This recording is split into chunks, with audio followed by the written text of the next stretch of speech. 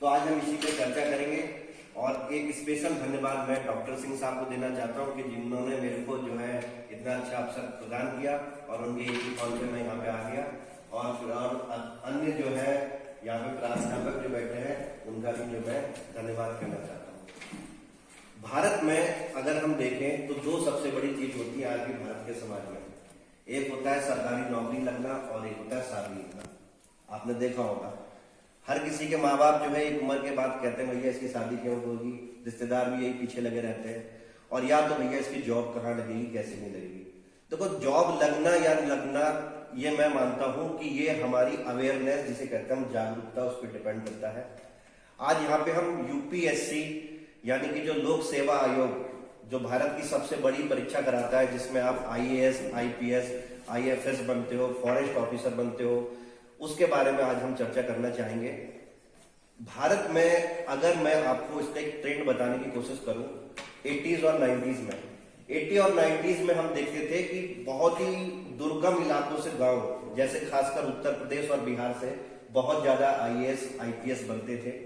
फिर अचानक से लोगों का थोड़ा क्या हुआ, भटकाव सा हुआ, क्योंकि हमने ये भी देखा कि सरकारी नौकरी है तो उसके संग करप्शन भी क्या है जुड़ा रहता है। और जब हमारा एलपीजी रिफॉर्म आया खासकर 1991 में, तो हमारे युवाओं ने प्राइवेट सेक्टर में जो है जाने की सोची और उस समय जो है खासकर आईटी सेक्टर बड़ा बूम हुआ। आईटी सेक्टर बूम होता रहा, लोग जो है आईआईटी या अन्य एनआईटी के माध्यम से जो है आपके आईटी इंडस्ट्री में जाने लगे, लेकिन वहां पे भी क्या था, एक उनको बैरियर लगा, क्योंकि इस जीवन का एकमात्र लक्ष्य पैसा कमाना नहीं होता। इस जीवन का लक्ष्य उससे ज्यादा होता है कि अगर हम अपने विचारों से, अपनी पावर से किसी दूसरे की जिंदगी में अगर खुशी ला सकते हैं तो उससे बड़ी जो है मेरे ख्याल से सम्मान इस दुनिया में हमें नहीं मिलता है। और हिंदी के बहुत पुराने कवि थे, उन्होंने एक बहुत अच्छी लाइन बोली जो मैं हमेशा जहां भी जाता हूं बोलता हूं कि देखो जीवन हमें एक ही मिला है और इसी जीवन में हमें संघर्ष भी करना है और इसी जीवन में हमें सारे आयाम क्या करने पड़ेंगे, खगालने पड़ेंगे। चाहे हमें सफलता मिले चाहे असफलता मिले, ये तो दूर की बात है, लेकिन हमें आयाम जरूर करने पड़ेंगे। और अगर हमें मानव जाति का इतना सुंदर जीवन मिला है तो क्यों नहीं हम एक ट्राई मारते हैं। और इस चीज के पीछे मैं ये मानता हूं केवल एक विल पावर की कमी है, जिसको हम बोलते हैं इच्छा शक्ति। अब इस इच्छा शक्ति के बारे में बताऊं मैं आपको। सर ने जो है जब ये सत्र जो है हमारा जो काउंसलिंग का है स्टार्ट किया था तो उन्होंने काफी आईएएस, आईपीएस के बारे में बताया। देखो ये इच्छा शक्ति हुआ है ना, इसके लिए आपको किसी की जरूरत नहीं है। अगर आपके अंदर विल पावर है तो आप अपना भी कुछ कर सकते हो। जो आप बीए में सब्जेक्ट पढ़ रहे हो वो सारे सब्जेक्ट क्या यूपीएससी में है, सिविल सर्विस में है। अगर मैं बात करूं कि यहाँ पे एग्जाम का पैटर्न कैसे होता है तो पहले उस पैटर्न को समझ लेते हैं जिससे कि आपको क्या पता चले, अवेयरनेस पता चले। कहीं ऐसा तो नहीं कि आप अप्रत्यक्ष रूप से यूपीएससी की जो चीजें हैं उनको पढ़ रहे हो लेकिन उस एग्जाम को दे नहीं रहे हो। लोग क्या करते हैं, इस चीज को डरा के बोलते हैं कि यूपी पीसीएस या यूपीएससी या उत्तराखंड पीसीएस क्या है, बहुत टफ एग्जाम है। मैं ये कहता हूं ये सबसे सरल एग्जाम है। अगर बच्चे को बीए पे ही फर्स्ट ईयर है, सेकेंड ईयर के टाइम पे क्या मिल जाए, एक जागरूकता मिल जाए उसे क्या करना है क्या नहीं करना है। अगर हम इस एग्जाम की बात करें तो पहला चरण होता है इसमें जो है आपका जो है प्रीलिमिनरी एग्जाम होता है, ठीक है। तो थोड़ा मेरी हिंदी कमजोर है तो आप समझ लेना, ये क्या है प्रीलिम्स एग्जाम होता है। फिर उसके बाद आपका मेंस एग्जाम होता है और उसके बाद आपका इंटरव्यू एग्जाम होता है, ठीक है। अगर हम प्रीलिम्स की बात करें तो इसमें दो एग्जाम होते हैं, पहला एग्जाम होता है जीएस का और दूसरा एग्जाम होता है सीसेट का, ठीक है। अब इस जीएस की बात करें, अब इस जीएस में क्या आता है, देखो इस जीएस में आता है आपका इतिहास। और बड़ी बड़ी कोचिंगों में भी बच्चा उतना अच्छा इतिहास नहीं पढ़ता जितना अच्छा आपके बीए की किताब में लिखा हुआ है। आप कॉलेज की लाइब्रेरी को उठा के देखिए, उनसे ज्यादा नॉलेज आपको हो जाएगी। आपको कुछ नहीं करना है, first year, second year, third year में इतिहास का जिसका भी सब्जेक्ट है वो इतिहास को पढ़े। दूसरा इसमें आता है पॉलिटिकल साइंस जिसे राजनीतिक विज्ञान बोलते हैं, और वो तो मुझे लगता है इस कॉलेज में है भी पॉलिटिकल साइंस। आप पॉलिटिकल साइंस पढ़ो। एक फेमस बुक है लक्ष्मीकांत, वो आपकी लाइब्रेरी में जो है मैंने देखा था। तो आप उसको तो पढ़ ही रहे हो ना, और आपके पास टीचर भी है, तो आपको अलग से कुछ करने की जरूरत है नहीं है ना। तो दूसरा जो है, एक हो गया आपका हिस्ट्री, दूसरा हो गया आपका पॉलिटिकल साइंस, ठीक है, जिसे हम वहां पे पॉलिटिकल साइंस तो नहीं बोलते, इंडियन पॉलिटी बोलते हैं। फिर तीसरा बात करें इकोनॉमिक्स, जैसे कि आपके सिंह साहब खुद इकोनॉमिक्स के इतने बड़े ज्ञाता हैं, अगर इनको यूपीएससी का प्रीलिम्स का पेपर दिखाया जाए तो ये कहेंगे कि यार ये क्वेश्चन आते हैं। अब आप देखो कि इकोनॉमिक्स भी है इस कॉलेज में, आप BA first year, second year, third year में जो इकोनॉमिक्स पढ़ रहे हो उसको थोड़ा ध्यान से पढ़ो। आप देखो कि मुद्रास्फीति क्या होती है। यूपीएससी इन्फ्लेशन पे 2 क्वेश्चन पूछ रहा है हर साल, यूपीएससी मौद्रिक प्रणाली पे हर साल क्वेश्चन पूछ रहा है, जो आप फर्स्ट ईयर में पढ़ रहे हो। सोचो क्या उसके लिए हमें 1.5 2 लाख रुपए कोचिंग में देने की जरूरत है? नहीं। तो मैं इसको मूर्खता ही बोलूंगा, और मूर्खता और क्या बोलूंगा इसको, अवेयरनेस नहीं होना। कोई अगर आपको बता दे तो भैया अभी जो आप नोट्स बना रहे हो एग्जाम के लिए, उसे थोड़ा अच्छी तरीके से बनाना है, क्वालिटी मेंटेन करनी है, ठीक है। अगर मैं चौथे विषय की बात करूं तो इसमें आता है साइंस एंड टेक विज्ञान। यह वो विज्ञान है जो आप ये मत सोचो कि इसके लिए हमें बीएससी जरूरत है। बीए वाले सबसे ज्यादा इस एग्जाम को निकालते हैं, इस एग्जाम की ये खूबसूरती है। और इसमें जो विज्ञान आती है वो दैनिक जीवन की आती है। जैसे आप दैनिक जीवन में देख लो, पेड़ पौधे हैं, पेड़ पौधे जो है सूर्य के प्रकाश में अपना खाना बना रहे हैं, जिसको हम फोटोसिंथेसिस बोलते हैं, श्वसन कर रहे हैं, किस तरीके के जीव होते हैं, समझ में आया। अगर मैं पेन से लिख रहा हूं तो भैया ये पेन चल क्यों रहा है, क्यों? क्योंकि इसमें क्या कैपिलरी रिएक्शन है। तो आपके सिंपल क्वेश्चन आते हैं जो हर कोई कर सकता है। रोड पे गाड़ी चला रहे हो तो गाड़ी छूट हो जाती है, तो हमें पता है कि भैया उसमें हमें बैलेंस बनाना पड़ता है, ठीक है। हमने हिस्ट्री की बात करें तो हिस्ट्री को हम 3 भागों में बांटते हैं। इसमें हम करते हैं आपका एंशिएंट, मेडाइवल और मॉडर्न, यानी प्राचीन भारत। अगर आप प्राचीन भारत को देखें तो उसमें पाषाण काल है और आपकी सिंधु घाटी सभ्यता है। सिंधु घाटी सभ्यता भी अगर आप अपने बीए की फर्स्ट ईयर की किताब में देखें ना तो उसमें पहले चैप्टर मेरे ख्याल से सिंधु घाटी सभ्यता ही होगा, ठीक है। अब सिंधु घाटी सभ्यता पढ़ने के लिए आपको क्या कुछ बड़ा सा करना पड़ेगा? नहीं करना पड़ेगा ना।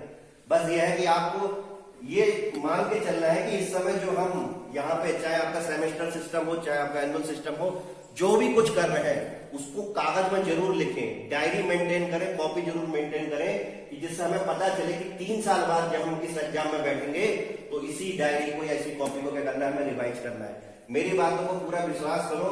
भारत का जो सबसे बड़ा इंस्टीट्यूट है उसका मैं जो है चीफ एजुकेटर भी हूँ, तो मेरे ख्याल से ये एकदम भरोसा करने वाली बात होगी। क्योंकि मैं जब बच्चों को पढ़ाता हूँ तो उसमें मैं देखता हूँ काफी बच्चे ऐसे होते हैं जो बीए से ही स्टार्ट करते हैं। जैसे आपने टीना डाबी का नाम सुना होगा, फर्स्ट रैंक लेके आई थी वो, तो उन्होंने जो है दिल्ली कॉलेज में अपने बीए से स्टार्ट कर दी थी पढ़ाई, ठीक है। उनको कोई कोचिंग की जरूरत नहीं पड़ी थी। तो आप भी अगर शुरू से तैयारी करोगे तो आपको भी किसी कोचिंग की जरूरत नहीं पड़ेगी। और हम भी क्या पढ़ा रहे हैं, हम भी तो यही किताबें पढ़ा रहे हैं। अगर आप जो है इस समय मेरे कमरे की लाइब्रेरी देखो तो वहां पे लक्ष्मीकांत रखी मिलेगी, यही बीए की किताब रखी मिलेंगी जो आप रोज पढ़ रहे हो। बस क्या हो, आप अपनी क्षमता को नहीं क्या कर रहे हो, समझ पा रहे हो। हनुमान जी जब अपनी क्षमता नहीं समझ पाए थे तो जामवंत आए थे, उन्होंने बताया था भैया आपकी इतनी क्षमता है, तो भैया मेरे को भी जामवंत जी मान लो, आप हनुमान जी हो, आप इस लंका को आसानी से पार कर जाओगे। एंशिएंट में अगर मैं और भी बात करूं तो भैया एंशिएंट में हमारा रहता है कि इंडस वैली सिविलाइजेशन से लेके हड़प्पा, और उसके बाद एक आता है वैदिक कल्चर, जिसको आप आर्य कल्चर बोलते हो। वैदिक कल्चर भी अगर आप कहानी की तरह पढ़ो ना तो आपको दिमाग में याद हो जाता है। मिडाइवल की बात करूं तो उसमें दिल्ली संतुलन की बात होती है। आपने सुना होगा दिल्ली संतुलन, कुतुब मीनार तो देखी होगी, नाम तो सुना होगा, वो क्या है, आपका इतिहास ही है। फिर आप उसके बाद देखो तो भैया गुलाम वंश आ जाएगा। गुलाम वंश की बात करेंगे तो फिर उसके आगे जो है आपका तुगलक वंश, लोधी वंश, सैयद वंश, ये सब आप पढ़ रहे हो। बस आपको क्या करना है, उस वंश में कौन सा राजा था, कहीं उसने कुछ बड़ा काम तो नहीं किया। जैसे कि अगर हम बात करें कि तुगलक क्यों है, तुगलक की फरमान के कारण प्रसिद्ध है। 50% से ज्यादा उसने क्या करा था, एग्रीकल्चर का टैक्स लगा दिया था। तो ये भी आपको लिखना पड़ेगा। आप 10 ईयर उठा के देखो यूपीएससी के, यही सेम क्वेश्चन आए हैं, ठीक है। अब उसमें जो है आप जब मौर्य काल में या गुप्त काल में जाओगे तो वहां पे मंदिर निर्माण की कला है। आप यूपीएससी का पैटर्न उठाओ, मंदिर पे इतनी बार उन्होंने क्वेश्चन पूछ रखे हैं जो आपके बीए में है, सेकंड ईयर और थर्ड ईयर में। तो आपको कहीं से अलग किताब पढ़ने की जरूरत है नहीं है। लेकिन जब आप पढ़ रहे हो उसे थोड़ा क्या करो, ध्यान लगा के पढ़ो। मंदिर की कौन सी कला होती है, हमारे नॉर्थ इंडिया के मंदिर कैसे होते हैं, साउथ इंडिया के मंदिर कैसे होते हैं, वहां पे भगवान काले रंग के क्यों होते हैं ज्यादातर, ये भी क्वेश्चन आया था। क्यों? क्योंकि वहां पे क्या है, वो विषुवत रेखा के पास है, तो वहां पे ज्यादातर क्या होगा, ब्लैक मार्बल यूज किया जाएगा।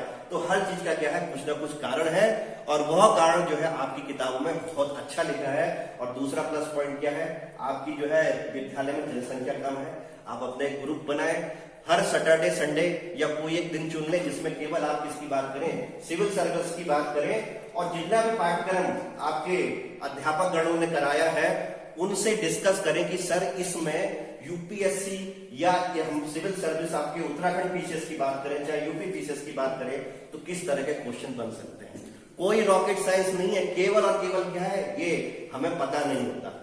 बहुत सारे बच्चे आज भी अपने बल पे बिना किसी कोचिंग इंस्टीट्यूट के केवल अपने जो है बीए के पाठ्यक्रम से, बीएससी के पाठ्यक्रम से इस एग्जाम को निकाल रहे हैं। ठीक है, फिर इसके बाद इकोनॉमिक्स हो गई, साइंस एंड टेक हो गई, फिर चौथी पांचवी चीज इसमें आती है इंपॉर्टेंट, जिसको हम बोलते हैं करंट अफेयर। ठीक है, अब करंट अफेयर क्या है बच्चों, आपके पास अमर उजाला आता ही है, दैनिक जागरण आता ही है, हिंदुस्तान न्यूज़पेपर आता ही है। थोड़ा दिमाग लगाओ बस, उसमें क्या करना है आपको, जो एडिटोरियल वाला सेक्शन आ रहा है, तो उस एडिटोरियल वाले सेक्शन में क्या है, अगर हम इस समय बात करें तो सबसे बड़ा एडिटोरियल किस टॉपिक पे चल रहा है, रोजगार, मोदी साहब रोजगार दो। ठीक है, तो आपको उसमें बेरोजगारी की समस्या मिलेंगी नहीं मिलेंगी, बेरोजगारी का डेटा मिलेगा नहीं मिलेगा, दिमाग लगाओ, चुपचाप उसे कॉपी में उतारो कि भारत में बेरोजगारी का आंकड़ा क्या है, कितना है, कौन सी संस्था निकालती है, आईएलओ निकालती है, ये कौन बताएगा आपको, वो अखबार बता रहा है, जिस अखबार को क्या कर रहे हो आप, मात्र रद्दी समझ रहे हो। ठीक है, या कॉपी पे क्या करते हो, जिल्ड बोलते ना, जिल्ड चढ़ा देते हो, तो भैया उसका जिल्ड मत चढ़ाओ, उसकी कटिंग अपने पास रखो। पर्यावरण में इतने इशू आते हैं, वो सब साइंस एंड टेक के कहां से कवर होते हैं, उन अखबारों से। और जिस दिन ये अखबारों को पढ़ने की क्षमता आ जाए तो फिर उसके बाद क्या करना है, मैगजीन पे चले जाना है। मैगजीन भी मैं आपको लास्ट में बता दूंगा कौन कौन सी मैगजीन पढ़नी है। तो यहाँ पे history, polity, economics, science and tech, और पांचवा विषय हो गया आपका भूगोल। अब भूगोल की बात करें भैया, ठीक है, तो वैसे यहाँ पे तो भूगोल है नहीं, जिसको हम जियोग्राफी बोलते हैं, आपके यहाँ जियोग्राफी तो है नहीं, लेकिन जियोग्राफी के लिए आप मिनिमम जो है कोई भी यूनिवर्सिटी की BA first year, second year, third year की मंगवा लो, कुमाऊं यूनिवर्सिटी से मंगवा लो, हल्द्वानी से मंगवा लो, रुद्रपुर से मंगवा लो, कि वहां पे बच्चे क्या क्या पढ़ रहे हैं। ठीक है, और देखो बच्चों के दिमाग में ये भी रहता है कि हिंदी माध्यम, इंग्लिश माध्यम, कोई माध्यम का कोई लफड़ा नहीं है, आपकी क्वालिटी होनी चाहिए कॉपी में, तो आपको मार्क्स मिलते हैं। हिंदी माध्यम वाला भी बच्चा टॉप करता है, ऐसा कुछ नहीं है। ठीक है ना, तो उसको भी अपने ध्यान में लगाओ कि जलवायु परिवर्तन क्या हो रहा है, क्लाइमेट चेंज हो रहा है, तो क्या हो रहा है, पहाड़ पे तो आप रोज फिनोमिना देखते हो, लैंड ब्रिज, ठीक है, जैसे अगर माउंटेन ब्रिज यहाँ पे रोज चलती है। अब आप बताओ, रोज रात को यहाँ पे पहाड़ में जो नीचे रहने वाला है वो ठंडा क्यों महसूस करता है, ये यूपीएससी ने इतनी बार क्वेश्चन पूछ रखा है, जो अपनी आंखों से आप रोज देख रहे हो। ठीक है, जब दोपहर होती है तो जो टॉप वाला होता है वो गर्मी क्यों महसूस करता है, इसको कुछ नहीं बोलते, इसे माउंटेन ब्रिज और लैंड ब्रिज बोलते हैं, जो क्या है कॉन्सेप्ट ऑलरेडी आप पढ़ रहे हो, बस उस पर विचार नहीं कर पा रहे हो। ठीक है, एक साथ इंद्रधनुष कब निकलता है भैया, जब हम जो है सूर्य के पीछे जो है हमारे पीछे हो 90 डिग्री में, और क्या हो लाइटनिंग आ जाए, जिसको थंडरिंग बोलते हो, तो भैया वो क्या हो जाता है, आपका रेनवे हो जाता है। तो एक बार क्वेश्चन को आप आइडेंटिफाई करो, मेरे ख्याल से मैं गारंटी से कह सकता हूँ 90% जो है पेपर आपके जो है, जो स्नातक आप पढ़ रहे हो ना, उसी से है। ठीक है, थोड़ा आपको जो है पढ़ाई की स्टडी को सुधारना है। जैसे मैंने यहाँ पे देखा है, काफी लोग जो है लक्ष्मी नाम की कुछ आती है बुक, ठीक है ना, पेपर से पहले वो पढ़ते हो, पास हो जाते हो, वो नहीं करना है आपको। बस आपको क्या करना है, अपने पुस्तकालय से किताब निकालो, इन सब की जो किताबें नहीं है थोड़ा पैसा खर्च करो, लेके आ जाओ। नहीं तो क्या करो, यहाँ पे स्टाफ को बोलो कि सर हमें तैयारी करनी है, तो एक ज्योग्राफी की किताब भी दिलवा दो। ठीक है ना, और उसको क्या करो, उस किताबों को पढ़ो, उस किताब से नोट्स बनाओ। इसके दो फायदे होंगे, आपके जो अभी नंबर ये आ रहे हैं ना 70% इससे और ज्यादा आएंगे, क्योंकि अभी क्या कर रहे हो आप, लक्ष्मी से पढ़ रहे हो, ठीक है, लेकिन उससे क्या है, उससे भी तुम्हारे 70% नंबर आते हैं। जब आप किताब से खुद के नोट्स बनाओगे तो दो फायदे होंगे, वह नोट्स आपके 3 साल तक जिंदा रहेंगे यूपीएससी की प्रिपरेशन के लिए, और यहाँ पे भी क्या होगा, चीजों को अच्छी तरह समझोगे।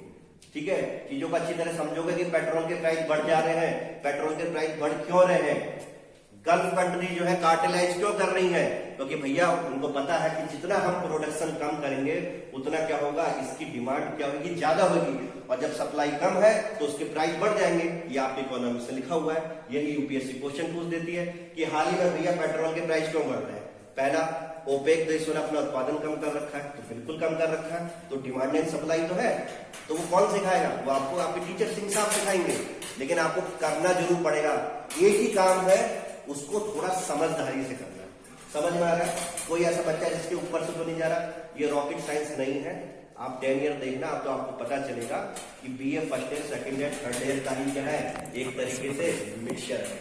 तो ज्योग्राफी हमने देख ली, हिस्ट्री देख ली, पॉलिटिकल साइंस में बात करें तो लक्ष्मीकांत है पूरी, वो आपकी लाइब्रेरी में भी लिखी है। भैया प्रधानमंत्री का चुनाव क्या होता है, राष्ट्रपति का चुनाव कैसे होता है, संसद कैसे चलती है, हमारे मौलिक अधिकार क्या है। भैया मौलिक अधिकार तो आपको पता होने चाहिए ना, कल को आप बड़े हो गए तो भैया कोई आपका अत्याचार कर रहा है तो आपको मौलिक अधिकार पता होने चाहिए, नहीं होने चाहिए। तो ये प्रिपरेशन आपको और अच्छा इंसान भी बनाती है।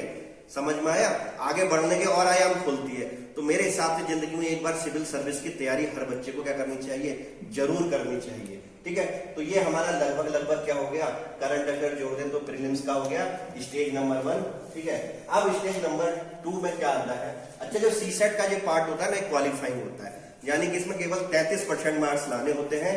इसमें मैथ, रीजनिंग, ठीक है, और आपकी क्या कहते हैं इंग्लिश, डेटा इंटरप्रिटेशन, इस तरह के क्वेश्चन आते हैं जो बहुत ही आसानी से हो जाते हैं। कोई आप RS अग्रवाल ले लो, हिंदी और इंग्लिश दोनों में आती है, वहां से मैथ के सवाल निकालने सीखो, ब्याज के निकालने सीखो, क्या कहते हैं आपके प्रतिशत वाले क्वेश्चन निकालने सीखो, अनुपात वाले क्वेश्चन निकालने सीखो, डाटा इंटरप्रिटेशन करना सीखो, पाई चार्ट आता तो कैसे सीखो, ये सीखो। ये कहीं ना कहीं आपको जरूर फायदा देंगे। ठीक है, अब आ जाते हैं मेंस की बात। मेंस में क्या होता है? लोग सोचते हैं कि मेंस बहुत ही खतरनाक होता है। मेरे ख्याल से पहली स्टेज ही सबसे खतरनाक होती है, जिसे बोलते हैं प्रीलिम्स। यहाँ पे अगर आपने सर्वाइव कर लिया तो ये स्टेज बहुत ही आसान बन जाती है, क्योंकि इसमें क्या है, दिखने वाला पेपर है। ये क्या है, ऑब्जेक्टिव वाला पेपर, इसमें गोले भरने पड़ते हैं। और जो ये मेंस वाला पेपर है आपका रिटर्न पेपर होता है, इसमें क्या करना पड़ता है, आपको एक ऑप्शनल सब्जेक्ट लेना पड़ता है, जिसको बोलते हैं वैकल्पिक विषय। ठीक है, और अगर उत्तराखंड पीसीएस की तैयारी करोगे तो वहां पे वैकल्पिक विषय भी नहीं लेना पड़ता, तो वहां पे और एडवांटेज है। ठीक है, लेकिन अभी हम यूपीएससी की बात कर रहे हैं, तो ऑप्शनल सब्जेक्ट आप कुछ भी ले सकते हो। बहुत सारे 35-36 सब्जेक्ट है, चाहे आप हिस्ट्री लो, चाहे पॉलिटिकल साइंस लो, चाहे इकोनॉमी लो, चाहे कुछ भी लो। तो मेरा आपको कहना होगा, जिस विषय में आपका ग्रेजुएशन है, ठीक है, उसी विषय को अपना ऑप्शनल सब्जेक्ट बनाओ। उससे अच्छा मैटर आपको पूरे दुनिया में कहीं नहीं मिलेगा। अगर आप क्या कर सकते हो, अच्छी किताबों के साथ जाना है, लक्ष्मी के संग नहीं जाना है, और जो पतली पतली किताबें उनके संग भी नहीं जाना है। समझ में आया? तो जो बच्चे इकोनॉमिक्स वाले हैं तो अपना ऑप्शन मान के चले, 3 साल बाद हमें कोई एक इकोनॉमिक्स का पेपर देना है, लिखने वाला। ठीक है, और उसे अच्छी तरीके से देना है। पॉलिटिकल साइंस वाले अपना पॉलिटिकल को माने, हिस्ट्री वाले हिस्ट्री को माने। ठीक है, सोशियोलॉजी भी है। ठीक है, मैं सोशियोलॉजी भी पढ़ाता हूँ, तो सोशियोलॉजी भी आप ले सकते हो, मैडम भी है, इनसे संपर्क करो, पढ़ो, इन लोगों के पीछे पढ़ो। देखो आप जो है इस मैं डिग्री लेने नहीं आया हूं, डिग्री तो आप डिस्टेंस लर्निंग से भी ले सकते थे। ठीक है, तो आपका परम धर्म क्या होता है कि हमारा परम धर्म ये होता है कि अगर हमने इस विद्यालय में प्रवेश लिया है तो हमारा 1 मिनट भी खाली नहीं जाना चाहिए। ठीक है, टीचरों के पीछे भागो, उनसे पूछो कि सर अगर ये क्वेश्चन बनता है पॉलिटिकल साइंस का तो कैसे होगा। अगर इतिहास का एक क्वेश्चन पढ़ता है कि मध्यकालीन भारतीय इतिहास पर चर्चा कीजिए, ऐसा यूपीएससी क्वेश्चन पूछेगी 12 नंबर में, तो हम क्या लिखेंगे? तो भैया सर क्या करेंगे, आपको वैसा ही बताएंगे। समझ में आ गया? तो जो आपका सब्जेक्ट है वो ऑप्शनल में लो। इसके अलावा क्या होते हैं, 4 पेपर होते हैं लिखने वाले, जिनको हम GS1, GS2, GS3, GS4 के नाम से जानते हैं। ठीक है, अब GS1 में क्या होता है? GS1 में क्या होता है, आपका विश्व इतिहास जुड़ जाता है। बाकी जो आपका प्रीलिम्स में था ना, भारत का इतिहास, वो सेम रहता है।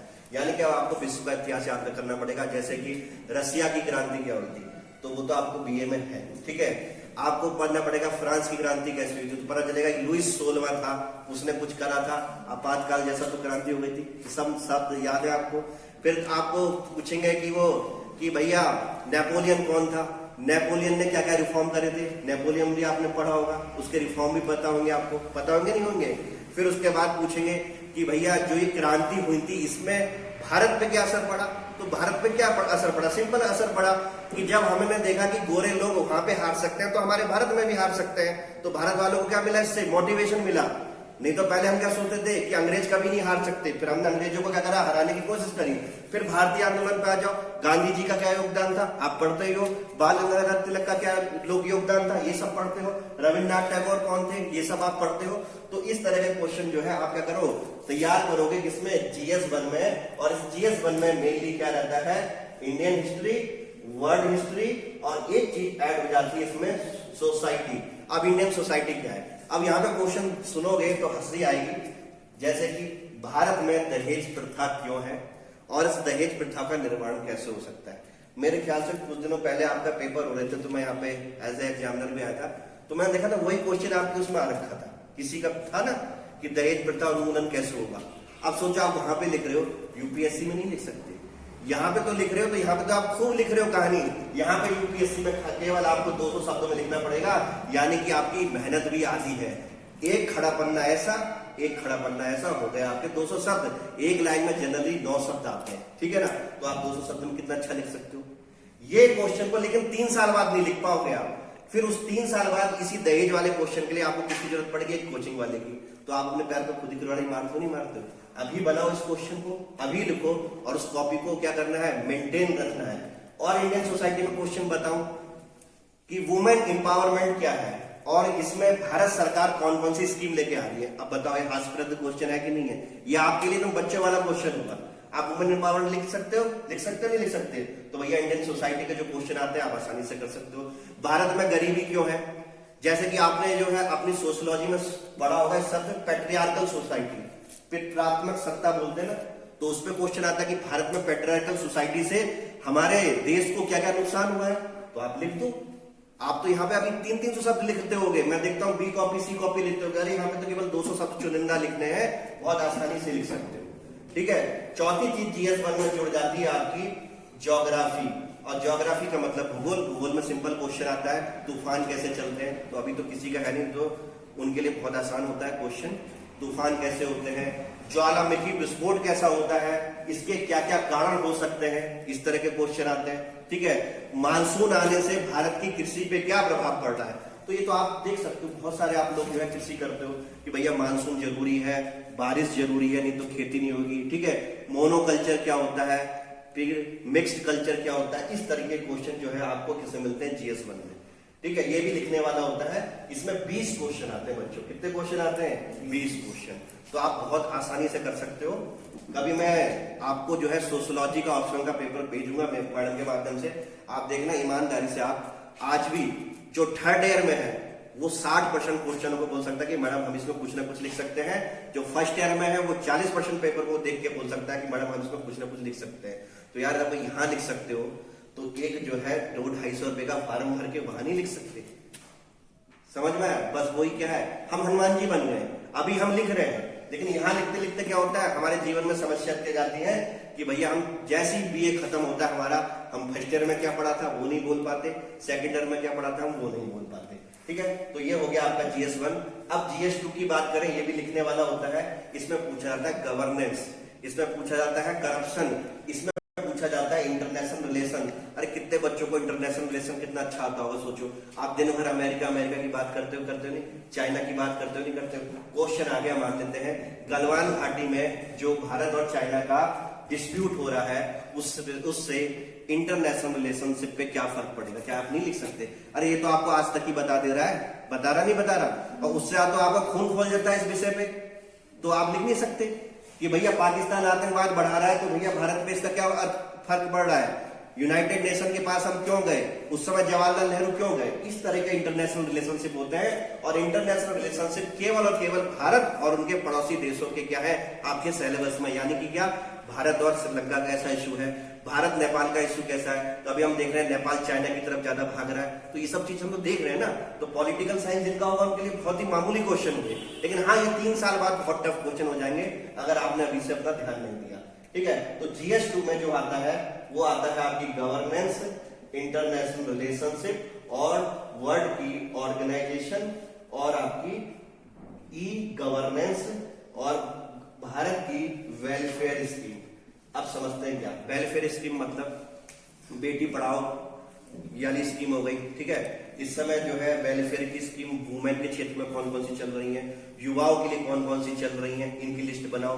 ठीक है, फिर उसके बाद जो है आपकी जो क्या कहते हैं न्यूट्रिशन के लिए कौन कौन सी चल रही है, कब कौन सा टीकाकरण हो रहा है, आयुष्मान भारत क्या है, ठीक है ना, और क्या कहते हैं मिशन रेनबो ये क्या है, 7 तरह के टीके लगते हैं। तो उन सब की आप वेलफेयर स्कीम की क्या करो, कॉपी बना लो और ये आप आसानी से अखबार से बना सकते हो। ठीक है, फिर उसके बाद जो है इंटरनेशनल नेशन का वर्ल्ड ऑर्गेनाइजेशन, जैसे कि कुछ ही ऑर्गेनाइजेशन आपके कोर्स में है, जैसे कि आपने WTO का नाम सुना होगा। ठीक है, आप इकोनॉमिक्स से पढ़ते हो। WTO क्या है, WTO का ऑब्जेक्टिव क्या होता है, आज भारत के सामने क्या क्या चुनौतियां हैं जो WTO से हम फेस कर रहे हैं। ठीक है, तो developed country, developing country, developed country चाहती है कि सब्सिडी नहीं देनी है एग्रीकल्चर में, डेवलपिंग कहती है अगर हम सब्सिडी नहीं देंगे तो हमारा जो है भारत जो है भूखा मर जाएगा। यही चीज आपको समझाना है, या आप सेकेंड ईयर में पढ़ोगे, देखना पूरा WTO पढ़ोगे आप। फिर उसके बाद और कौन सी संस्था हो गई, यूनाइटेड नेशन। अब यूनाइटेड नेशन में सबसे बड़ी ताकतवर संस्था क्या है, यूनाइटेड नेशन सिक्योरिटी काउंसिल। तो यूनाइटेड नेशन सिक्योरिटी काउंसिल में 5 लोग हैं जिनके पास वीटो पावर है, पता है सभी ने सुना होगा। अब वो 5 लोग कैसे पूरे विश्व के परिप्रेक्ष्य में अपना प्रभाव डालते हैं, उस तरह के क्वेश्चन यहाँ पे पूछे जाते हैं। ठीक है, तो वेलफेयर स्कीम कर सकते हो आप, ये सब कर सकते हो। और इसके लिए जो है आपके जो सिंह साहब है बहुत मेच्योर इंसान है, वो इसमें आपकी सहायता दे सकते हैं। भले ही उनका इकोनॉमिक्स सब्जेक्ट हो, सारे सब्जेक्ट में आपको बता सकते हैं, कम से कम आपकी किताबों में निशान लगा सकते हैं कि बेटा ये टॉपिक अच्छी तरह से पढ़ना, इसमें क्या है पेपर इसमें से आ सकता है। समझ में आ गया, ये हमने डिस्कस कर लिया GS2। अब आते हैं GS3। GS3 का अगर हम बात करें तो इसमें आती है भारत की अर्थव्यवस्था, जिसको इंडियन इकोनॉमी बोलते हैं, भारत की एग्रीकल्चर, इन्वायरमेंट, डिजास्टर मैनेजमेंट, ठीक है, और इंटरनल सिक्योरिटी। इन भागों में इसको बांटा रखा है। तो नीचे शुरू करते हैं, इंटरनल सिक्योरिटी में किस तरह क्वेश्चन आते हैं। इंटरनल सिक्योरिटी में क्वेश्चन आते हैं आतंकवाद से रिलेटेड। आप देखते हो कि क्या कहते हैं, जिस तरीके से ड्रग्स, आप देखो पंजाब को उड़ता पंजाब मूवी देखी ना, तो ड्रग्स ट्रैफिकिंग किस तरीके से ये हमारे युवाओं को क्या कर रही है, बर्बाद कर रही है, उस तरह के क्वेश्चन आते हैं। फिर माओवादी कौन है, लेफ्ट विंग एक्सट्रीमिस्ट कौन है, रेड कॉरिडोर क्या है, ये सब आपने देखा न्यूज़पेपर में देखते रहोगे। अमर उजाला, दैनिक जागरण में आए दिन ये इन पे सवाल आते हैं। तो वो क्या है, फटाफट उसको अपनी कॉपी में उठा लो। अरे भैया कोई एडिटोरियल लिख रहा है, उससे अच्छा तो आंसर आप लिख नहीं सकते, तो चुपचाप क्या करो, अपनी कॉपी में उठा लो कि अच्छा ये जो सर ने बताया था, ये टॉपिक हमारा क्या है, इंटरनल सिक्योरिटी, हिंदी में से बोलते हैं भारत की आंतरिक सुरक्षा। तो भारत की आंतरिक सुरक्षा से रिलेटेड जो भी आपको अखबार में मिले, चुपचाप उसको क्या करो, उतारना अभी से शुरू कर दो। और ये बहुत ही आसान है, क्योंकि इसमें हमारा खून खौलता है, तो हमें बहुत जल्दी याद हो जाता है। 3-4 ग्रुप याद कर लो भैया। नॉर्थ ईस्ट की बात करें तो भैया वहां पे क्या है, नागालैंड में अभी भी इशू क्यों होता है, ठीक है, वहीं पे अभी भी आर्म्ड एक्ट क्यों लगा रखा है, तो ये सारी चीजें आप देखोगे। फिर डिजास्टर मैनेजमेंट में क्या होता है, अभी आपके उत्तराखंड में इतना बड़ा डिजास्टर हुआ कि नहीं हुआ, उससे बड़ा आप वहां बैठे हो जहां पे पूरी प्रकृति बैठी हुई है, तो ज्योग्राफी और डिजास्टर मैनेजमेंट आपके लिए कितना आसान है। अब इसमें आपको क्वेश्चन किस तरीके से आते हैं कि डिजास्टर मैनेजमेंट में किस तरीके से संस्थागत क्या है, आपका प्रारूप है। तो अगर हम वहां पे बात करें सेंट्रल लेवल पे, तो NDMA है, नेशनल डिजास्टर मैनेजमेंट अथॉरिटी। फिर स्टेट लेवल पे स्टेट डिजास्टर मैनेजमेंट अथॉरिटी है। फिर हर जिले लेवल पे है। अब क्या होता है, सेंट्रल लेवल पे PM, स्टेट लेवल पे CM और डिस्ट्रिक्ट लेवल पे DM। ये सीधे नोडल अधिकारी होते हैं किसके, डिजास्टर मैनेजमेंट को देखने के लिए। अब प्राकृतिक आपदाएं बोलते हैं इसको हिंदी में। अब प्राकृतिक आपदाएं कैसे आती है, लैंडस्लाइड से आती है। तो एक बार गूगल कर लो लैंडस्लाइड क्यों होती है, एक कागज बना के शुरू कर दिया, ठीक है। ग्लेशियर क्यों फट रहे हैं, इनको देख लो। ये जो है पेड़ पौधे इतने जो काट रहे हैं, इससे मानसून पे क्या प्रभाव पड़ रहा है, ये सब क्या है आपके डिजास्टर मैनेजमेंट है। अर्थक्वेक क्यों आ रहा है, अर्थक्वेक के कारण क्या होते हैं, इससे क्या क्या नुकसान होता है, ये सब क्या है आपका डिजास्टर मैनेजमेंट है। अब देखो जो मैं बता रहा हूँ कितना आसान है कि नहीं। इन्हीं चीजों के कोचिंग वाले आपको क्या करते हैं, 1.5-2 लाख रुपए ले लेते हैं, और आप जाना भी नहीं चाहते। क्यों, क्योंकि अगर आप अपने मम्मी पापा को इस समय बोलोगे कि मुझे कोचिंग करने जाना है, अगर उनको बोलेंगे 1.5 लाख फीस, तो करा पाएंगे, नहीं करवा पाएंगे। अभी भारत में क्या है, अभी भी क्या है, इनइक्वालिटी बहुत है, वेल्थ का डिस्ट्रीब्यूशन समान नहीं है। तो हम लोग, हमारे सपने क्या रह जाते हैं, अधूरे रह जाते हैं, ठीक है। लेकिन आप अपने सपने को अपने इसी कॉलेज में पूरा कर सकते हो अगर करना चाहो तो। अगर जिद नहीं है तो ये लेक्चर खराब है, जिद पैदा करो यार। शादी हो जाएगी आपकी, ठीक है, वो अच्छा लगेगा कि घर का काम करोगी, या वो ज्यादा अच्छा लगेगा कि भाई आप जो है गाड़ी में घूम रहे हो और पूरी दुनिया को क्या कर दे रहे हो, उपदेश दे रहे हो। आपके एक लेटर के साइन से क्या हो सकता है, किसी की जिंदगी सुधर सकती है। तो भैया ये तो आपको ही देखना पड़ेगा ना। तो अगर अभी मेहनत कर ली तो जिंदगी भर क्या करोगे, सुख पाओगे। और अभी सोच रहे हो कि इन सब चीजों में कुछ टाइम बर्बाद है, तो भैया आगे चल के क्या करोगे, बहुत ही दुख पाओगे। जनसंख्या बढ़ती जा रही है, रिसोर्स कम होते जा रहे हैं। कार्ल मार्क्स ने भी यही कहा था कि भारत में गरीबी होने का सबसे बड़ा कारण क्या है कि लोगों के पास, जिनके पास पैसा नहीं है, वो क्या करते हैं, ज्यादा बच्चा पैदा करते हैं। वो सोचते हैं मोर हैंड मोर जॉब, यानी कि आप सिंपल एक कारपेंटर का जो है एग्जाम्पल ले लो। अगर उसके यहाँ गरीबी है तो वो सोचता है मेरे 5-6 बच्चे हो। क्यों? क्योंकि कोई ना कोई कुछ कमा के लेके आएगा। लेकिन इस कारण क्या होता है, वो विशियस साइकिल ऑफ पॉवर्टी में फंस जाता है। क्यों? क्योंकि भैया उसके रिसोर्सेस भी तो उतने क्या होंगे, खर्च होंगे। उन 5 बच्चों के भी तो बच्चे होंगे, उनकी पढ़ाई में भी, उनकी दवाई में भी। ठीक है, तो कार्ल मार्क्स कहते हैं कि इस अनुसार क्या होता है, हमारा जैसे विकासशील देश भारत जैसे देशों की सबसे बड़ी समस्या यही है। और दूसरे, आपने माल्थस का नाम सुना होगा, रिसोर्सेस कम है, आबादी ज्यादा है। एक एरिथमेटिक मीन से बढ़ रहा है, एक ज्योमेट्रिक मीन से बढ़ रहा है। तो भैया ये सारी चीजें भी हमारे करियर में है। जॉब है कम, हम लोग हैं ज्यादा। और जिसने जो है अपने ग्रेजुएशन में ही आंख खोल ली तो वो वहां पहुंच जाएगा, और जिसने नहीं खोली तो वो क्या कहलाएगा, बेरोजगार कहलाएगा। सिंपल सी चीज है। ठीक है, अब हम बात करते हैं इंडियन जो है इकोनॉमी की। तो ये तो मैंने जो प्रीलिम्स में बात करी है, उसी को लिखने वाली लैंग्वेज में आपको आना चाहिए, बस इतना ही अंतर है। एग्रीकल्चर की बात करें तो भारत में भैया कौन कौन सी फसल है, रबी, खरीफ, जायद, कौन कौन सी फसल होती है, इनका कब कब टाइम पीरियड होता है, क्या आप इसके बारे में नहीं लिख सकते? इनकी कुछ बीमारियों के बारे में नहीं लिख सकते? स्टारवेशन क्या होता है, भुखमरी क्या होती है, क्या इसके बारे में नहीं लिख सकते? आप बिल्कुल लिख सकते हो। फिर इंडियन एग्रीकल्चर में कि भैया जो मानसून नहीं आता है तो भैया किसान आत्महत्या क्यों कर रहे हैं, क्या तुम इसके बारे में नहीं लिख सकते? इस बार यूपीएससी में मैं आंख बंद करके कह सकता हूं, अभी पेपर नहीं हुआ है, इस बार क्वेश्चन आना है किसान के 3 एक्ट पे। अब आप देखो अखबार में कितना ज्यादा मटेरियल आया 3 एक्ट पे, तो क्या आप इसमें मटेरियल बना नहीं सकते? तो बिल्कुल बना सकते हो। देख लेना आप, इस पे क्वेश्चन 100% आएगा। फिर उसके बाद इन्वायरमेंट देख ले, ये देख ले, ये देख लिया। अब आता है GS4। यहाँ पे क्या आता है, यहाँ पे आता है नैतिक शास्त्र, जिसको बोलते हैं एथिक्स। अब एथिक्स का मतलब क्या होता है, अगर इसको हम सब पॉइंट में बांटे तो आप ये सोचो कि अगर जैसे मैं बात कर रहा हूं आपसे, तो कौन कौन सी मैं एथिकल चीज कर रहा हूं, क्या क्या मैं मॉरलिटी कर रहा हूं। एक सिंपल सा एग्जांपल बताता हूं आपको। एथिक्स का मतलब होता है, एथिक्स हमें बताता है right and wrongness of anything, यानी कि अगर मैं कुछ काम कर रहा हूं वो सही है या गलत है, ये कौन बताएगा, एथिक्स। समझ में आया? और मोरालिटी क्या होती है? मोरालिटी वो होती है जो मुझे सोसाइटी से मिलती है, जो मेरे दोस्तों से मिलती है, जो मेरे समाज से मिलती है। अब आप देखो कि इस समाज में जो है मांस खाना कुछ गलत बात नहीं है, तो वो मॉरल क्या है, अपनी कम्युनिटी में मॉरलिटी क्या है, उसकी सही है। लेकिन किसी समाज में क्या है, मांस खाना अच्छा नहीं लगता, तो उसके लिए क्या हो गया, वो इमोरल एक्ट हो गया। हो गया कि नहीं हो गया? तो एक के लिए मॉरल, एक के लिए इमोरल। लेकिन एथिक्स क्या है, मॉरलिटी से भी ऊपर है। एथिक्स क्या है, कोई नियम नहीं है, एथिक्स कोई धर्म नहीं है। एथिक्स केवल क्या है, रैशनैलिटी है, यानी कि सही और गलत का पता होना। और सही और गलत का पता होना क्या होता है, क्या होता है, एक तरीके से यूनिवर्सल होता है। समझ में आया? जैसे गांधी जी कहते हैं सत्य बोलो, अहिंसा। समझ में आया? तो ये क्या है, एथिक्स ही तो है। अब एथिक्स में आपको क्या पढ़ना है, एक तो एथिक्स हो गया, एक पढ़ना है एटीट्यूड। एटीट्यूड क्या होता है? पूरी जिंदगी में आप एटीट्यूड दिखाते रहते हो, अपने घर में एटीट्यूड दिखाते हो, अपने दोस्तों का एटीट्यूड दिखाते हो। तो एटीट्यूड का मतलब होता है हमारा बिहेवियर, हमारी लाइकनेस और डिसलाइकनेस, ये होता है हमारा एटीट्यूड।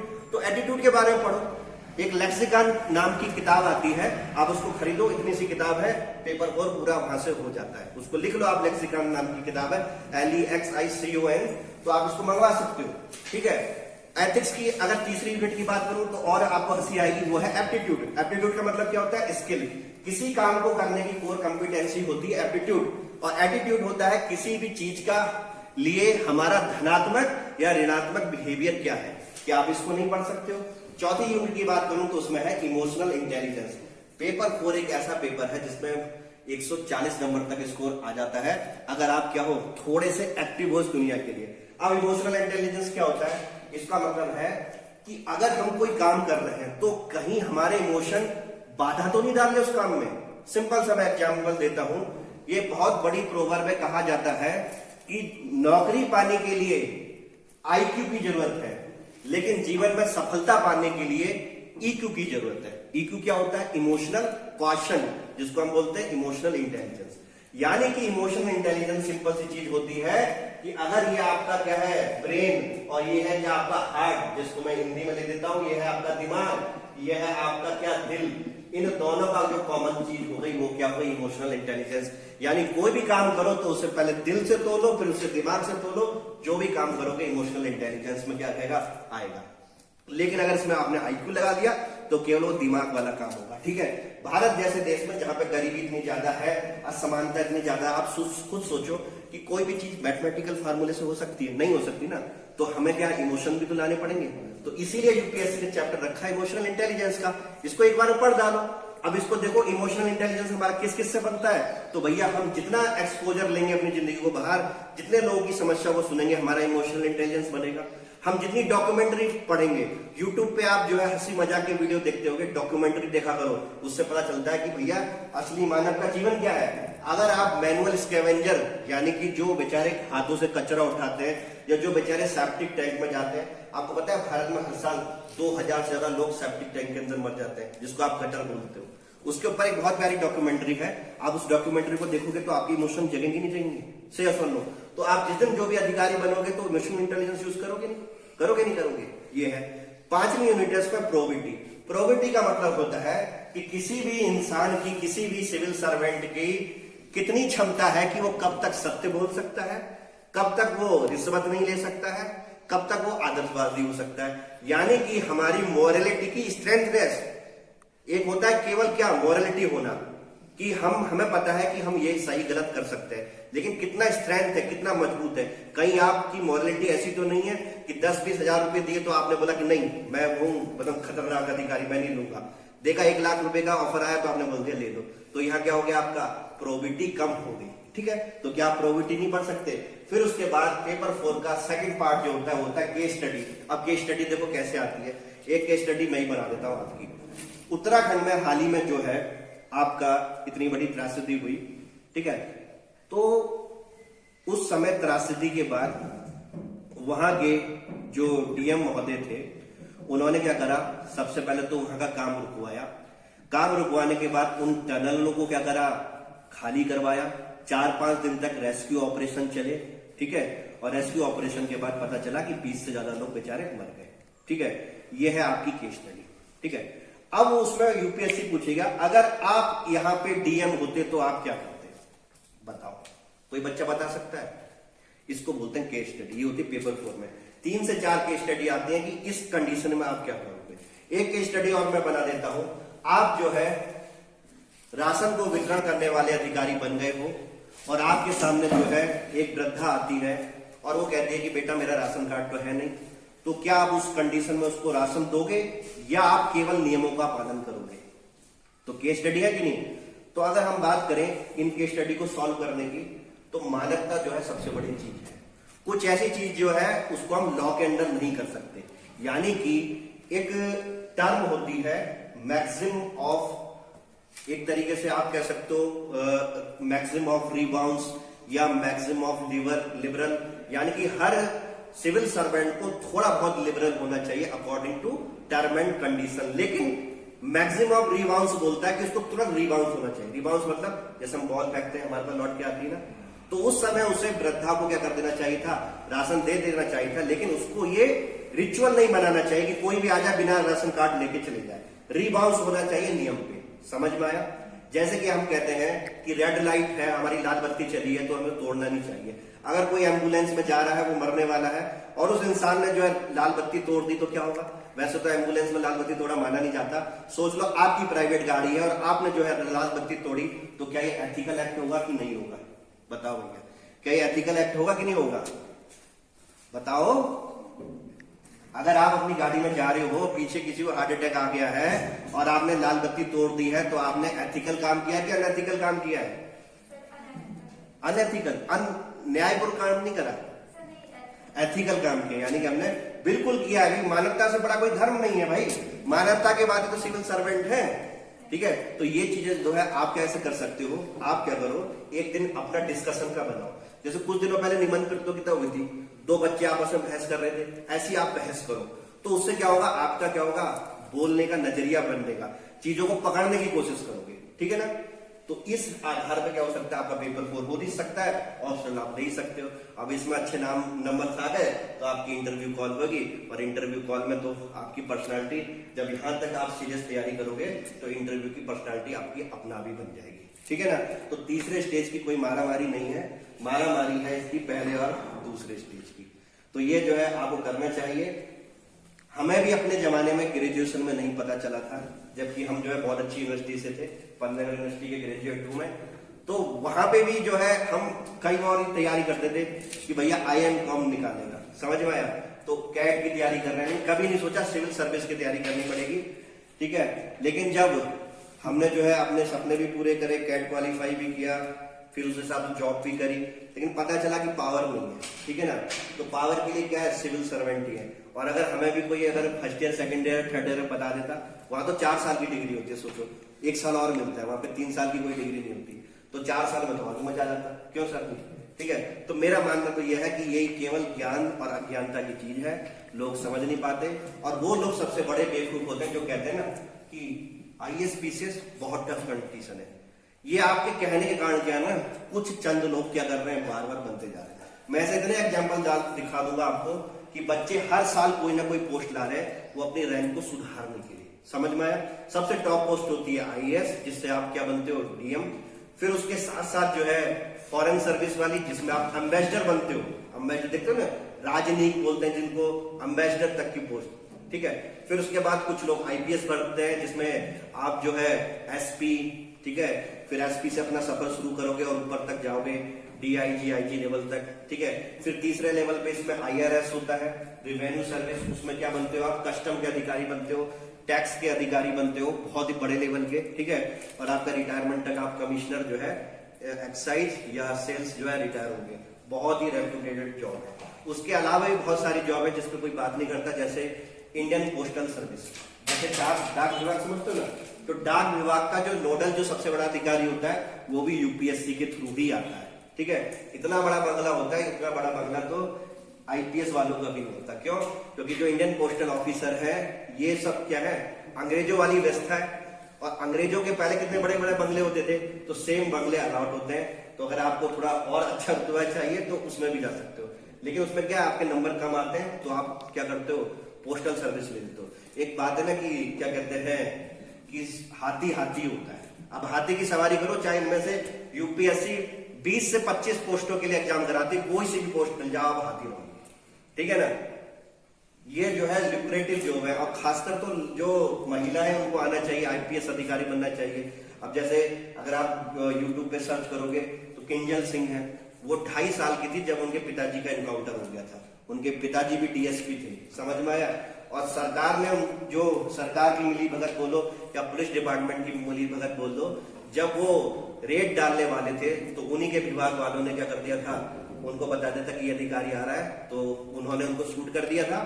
और उसको असली दिखाने के लिए गांव के 12 लोगों को बुलाया और उनको भी गोली मारी, ये दिखाने के लिए ये मुठभेड़ थी।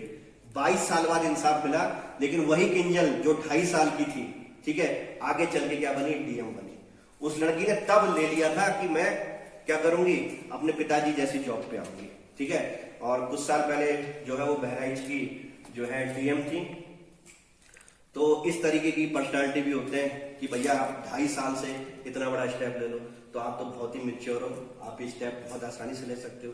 अब इसी सिविल सर्विस का जो दूसरा पार्ट आता है वो आता है स्टेट PCS। स्टेट आप उत्तराखंड भी भर सकते हो, आप UP भी भर सकते हो, आप सारे हिंदी जो जहां पे भाषा बोली जाती है ना, वो सारे एग्जाम भर सकते हो। आप MP PCS भी भर सकते हो, आप राजस्थान PCS भी भर सकते हो, आप छत्तीसगढ़ PCS भी भर सकते हो, आप झारखंड PCS भी भर सकते हो, कोई दिक्कत नहीं, किसी में कोई अब ऐसा पार्शियलिटी का इशू नहीं रह गया है। उत्तराखंड PCS तो 2016 के बाद से हुआ ही नहीं है, तो भैया इंतजार करो जब का है। पैटर्न सेम है, ठीक है, यही पैटर्न की तैयारी करोगे, GS सेम है। यहाँ पे उत्तराखंड में क्या हो जाएगा, इस CSET जो है क्वालिफाइंग ना होगी, इसके मार्क्स जुड़ेंगे आपके मेरिट में, ठीक है। UPSC में केवल 33% मार्क्स लाने पड़ते हैं, ये मेरिट में नहीं जुड़ते, यानी प्रीलिम्स केवल GS के लेवल पे क्वालिफाई होगा।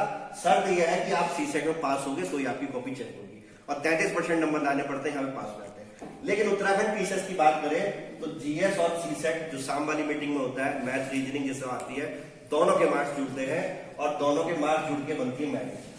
तो यहाँ पे उत्तराखंड पीसीएस को निकालने का सिंपल सा फार्मूला बता दूंगा आपको, ठीक है। उत्तराखंड पीसीएस में सेम यूपीएससी लेवल की तैयारी रखनी है, ठीक है। एक बाणी पब्लिकेशन की किताब आती है उत्तराखंड की, उसको बाणी पब्लिकेशन की किताब को ले लेना आपको। उसमें उत्तराखंड के बारे में कौन कौन सी जनजाति है, क्या क्या फसलें, वो सब आ जाएंगी, ठीक है। और थोड़ा सा प्रयत्न सीसेट वाले पार्ट में जरूर करना, जिसमें आप जो है दिशा वाले सवाल, ब्लड रिलेशन वाले सवाल, ठीक है, मैथ वाले, आपके डेटा इंटरप्रिटेशन वाले सवाल कर लो। उसके बाद क्या है, उत्तराखंड पीसीएस में एडवांटेज ये है कि ऑप्शनल हट चुका है, यानी कि आपको केवल GS1, GS2, GS3, GS4 देने पड़ेंगे। तो एक भारी जो ऑप्शन होता है वो भी बोझ कम हो जाएगा, और सिलेबस सेम है जो मैंने आपको लिख दिया है, ठीक है। अब यही पैटर्न यूपी में भी जाएगा, और यूपी के भी एग्जाम हो रहे हैं, वहां सीटें भी ज्यादा होती हैं, तो वहां पे भी सेम है प्रीलिम्स। लेकिन वहां पे क्या है, सीसेट क्वालिफाइंग है वो जुड़ेगा नहीं, केवल जीएस के मार्क्स से प्रीलिम्स क्वालिफाई होगा।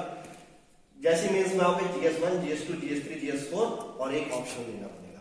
तो ये यूपीएससी का जिसने पैटर्न से तैयारी करी तो ऑलरेडी वो बहुत सारे क्या हो जाएगा, स्टेट के लिए एलिजिबल हो जाएगा। अब आप लोग सोचते होंगे कि सर हमारा सपना तो फौज में जाने का है, ठीक है, हम तो सीडीएस क्वालिफाई करना चाहते हैं। एक बात बता दूं, सीडीएस भी वही क्वालिफाई कर रहा है ना जो ये पैटर्न पे तैयारी कर रहा है। आप सीडीएस के जो है एसएसबी में जाना, ठीक है ना। जब इलाहाबाद में एसएसबी होगी तब जब आप इसमें बात करोगे, एसएसबी होती है जब आप फाइनल स्टेज पे पहुंच जाते हो इंटरव्यू राउंड, तो हर कोई बच्चा बोलेगा कि यार मैं भी तो यूपीएससी की तैयारी कर रहा हूँ, मैं भी तो यूपीएससी की तैयारी कर रहा हूँ। क्यों?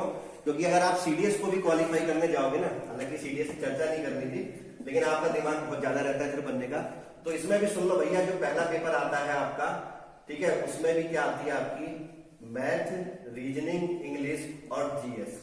20-20, 25-25 क्वेश्चन आते हैं। तो अगर आपने इस लेवल की तैयारी कर रखी है तो ये आसानी से निकाल सकते हो। मेरे लगभग जो है 4000 बच्चे जो है मेरे से इस समय पढ़ते हैं, तो उसमें जितने भी सीडीएस वाले हैं वो हर साल निकालते हैं, हर साल एसएसबी देते हैं, कभी भी अलग से तैयारी नहीं करते। क्यों? क्योंकि उनकी जीएस इतनी मजबूत है, उनका सीसेट इतना मजबूत है कि यहाँ पे वो आराम से सर्वाइव कर जाते हैं। तो जो आपका सपना है कि उत्तराखंड में जाते लोग फौज में जाते हैं, तो वो सपने के लिए भी आपको यही पैटर्न पढ़ना पड़ेगा। नहीं तो फिर क्या करोगे, सीडीएस के लिए भी एक कोचिंग करोगे और वो पढ़ाएगा क्या आपको, वही जो चीज आपने ग्रेजुएशन में भूल चुके हो, ठीक है। आप खुद ही वल्नरेबल हो जाते हो कि सर हमें कुछ नहीं पता, वही चीज का फायदा उठाते हैं वो कर रहे हैं। समझ में आया? आप सीडीएस की तैयारी करो, चाहे आप जो है इस चीज में जो है बिलीव नहीं करना चाहते, आप चाहते हो कि सर लोगों के साथ तरह ही हम जो है प्रोफेसर बने, तो वो भी लाइन बहुत ही सिंपल है। क्या करना है आपको, बीए कर ही रहे हो, ठीक है ना, थोड़ा लॉन्ग टर्म है लेकिन वो भी बहुत रेपुटेटेड जॉब है, गजेटेड ऑफिसर बनते हो उसमें आप एमए करो अपना, ठीक है। एमए करते समय बहुत सब्जेक्ट लो जिसमें आपकी रुचि है। अगर आपकी राजनीतिक शास्त्र में तो राजनीतिक शास्त्र लो, हिस्ट्री तो हिस्ट्री, इकोनॉमिक्स तो इकोनॉमिक्स, क्योंकि उसी में आपको फिर पीएचडी भी करनी पड़ेगी। समझ में आया? उसी में आपको नेट भी क्वालिफाई करना पड़ेगा, ठीक है। तो जब आप नेट क्वालिफाई करके इलिजिबल होगे आयोग का पेपर देने के लिए, तो आयोग के पेपर में क्या आएगा कभी सोचा है? जो ऑब्जेक्टिव है उनको जाके देखो कौन से हैं, जिसका आपका सब्जेक्ट है उसी के तो ऑब्जेक्टिव है। यानी कि अगर आपने यहाँ पे इस समय ऑप्शन तैयार कर लिया होगा ना, तो वो ऑब्जेक्टिव आपको बहुत आसान लगेंगे। जैसा कि मैं अपने घर की बात बता दूं, मैडम का जो पेपर था, ठीक है, जिससे आयोग के थ्रू आए, सर ने भी दिया होगा, तो जो सर का हिंदी वाला पेपर होगा उसमें हिंदी के क्वेश्चन थे, इनके सोशियोलॉजी वाले में सोशियोलॉजी के क्वेश्चन थे। बाय डिफॉल्ट सोशियोलॉजी मैं भी पढ़ा रहा हूँ पिछले 4-5 साल से, मेरे को इनका पेपर बहुत ईजी लगा, ठीक है। हालांकि वो मेरी लाइन नहीं है, बहुत ईजी लगा। सोचो कि अगर आपने यहाँ पे ऑप्शन में मारामारी कर रखी है तो सिंपल लगेगा ही लगेगा। और दूसरा जो होता है उसमें उत्तराखंड की जीके भी आती कि नहीं आती, तो वो जीएस जब आप यहाँ पे पढ़ोगे बाणी पब्लिकेशन की, तो वो भी निकाल दोगे। यानी कि ये दोनों सपनों को आप पैरेलल रख सकते हो। बस इसमें दिक्कत यह है कि यहाँ पे एज का क्राइटेरिया थोड़ा दिक्कत यह है कि अगर आप सामान्य वर्ग से करते हो तो 32 साल तक ही एग्जाम दे सकते हो, या 6 अटेम्प्ट, जो भी जल्दी हो जाए, विचएवर इज अर्लियर। तो भैया आप अपनी एज के हिसाब से देख लो, लोग तो भैया 24-25 साल में भी बने हैं, 32 साल तक मैक्सिमम जनरल और 6 अटेम्प्ट मिलते हैं। अगर आप ओबीसी के हो तो भैया इसमें 3 अटेम्प्ट और बढ़ा दो, यानी कि आप 9 अटेम्प्ट दे सकते हो, ठीक है। अगर आप एससी कैटेगरी से हो तो उसमें भी थोड़े अटेम्प्ट बढ़ा सकते हो। अगर एसटी से हो तो भैया अटेम्प्ट लेस है, आप अटेम्प्ट कितने भी ले तो 45 साल तक कोई दिक्कत ही नहीं, ठीक है। अब क्या करो, आप अपना यूपीएससी रखो, यूपीएससी करते जब तैयारी करोगे तो आप बीए के बाद ही दोगे कि मिनिमम तो ग्रेजुएशन ही है। उस समय आप अपना एमए डालो, और एमए उसी सब्जेक्ट में डालो जिसका आप यूपीएससी में ऑप्शन लेना चाहते हो, ठीक है ना। उससे आपका क्या रहेगा, यूपीएससी आपका ऑप्शन इतना मजबूत करा देगा कि जब आयोग आपका ये एग्जाम लेने वाला होगा, कौन सा, जिससे आप जो है असिस्टेंट प्रोफेसर बनते हो, तो उस एग्जाम में आपको क्या मिलेगा, हाईली एडवांटेज मिलेगा। और दूसरी चीज और बता दूं, एक इंटरव्यू नाम की भी चीज होती है, वो सबसे ज्यादा डिसाइडिंग फैक्टर होता है।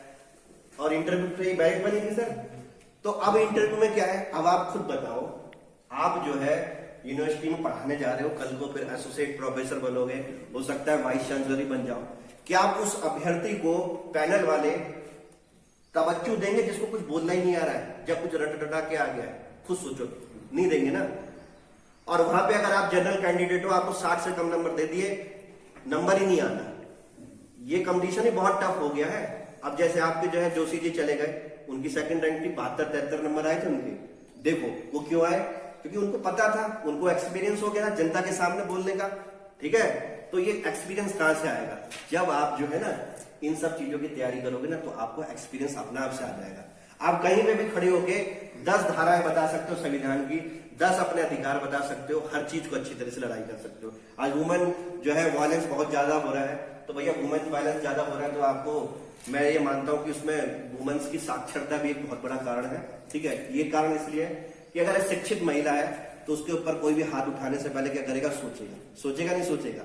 और उसे पता है कि यार, इसको ये पता है कि मेरा फंडामेंटल राइट 21 है, ठीक है, फंडामेंटल राइट 19 है कि मैं कुछ ही बोल सकती हूँ, अगर एक कुछ कर सकते हैं तो 498 लगा दूंगी, समझ में आया। और अगर सामने वाला भी पढ़ा है, यानी आपका पार्टनर, तो वो तो और भी डरेगा, जिसने लक्ष्मीकांत पढ़ रखी होगी, वो सोचेगा कि 498 में लपेट देगी। क्या मेरी बात समझ में आया?